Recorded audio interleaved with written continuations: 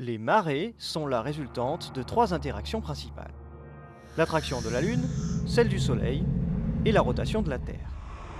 La Terre et la Lune s'attirent mutuellement, c'est l'attraction gravitationnelle. Cependant, le point de la Terre le plus éloigné de la Lune est moins attiré que le point le plus proche. Tout se passe donc comme si la Terre était étirée. Mais l'eau des océans se déforme plus que la Terre, elle forme donc un bourrelet de part et d'autre de la Terre. Ce sont les marées statiques.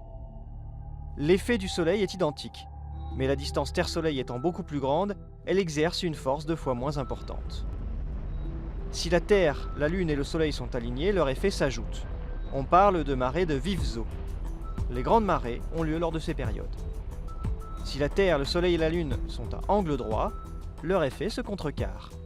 On parle de marées de mortes eaux. Toute cette mécanique est cependant perturbée par la rotation de la Terre. Cette rotation a pour effet principal de décaler dans l'espace et le temps l'arrivée des marées.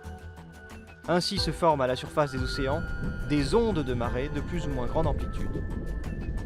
Les courants, la profondeur et la forme des côtes influencent également fortement ces ondes. C'est ce qui explique que par endroits, il y a 2 marées par jour, c'est le cas sur la côte atlantique de l'Europe, alors que par ailleurs, il n'y en a qu'une.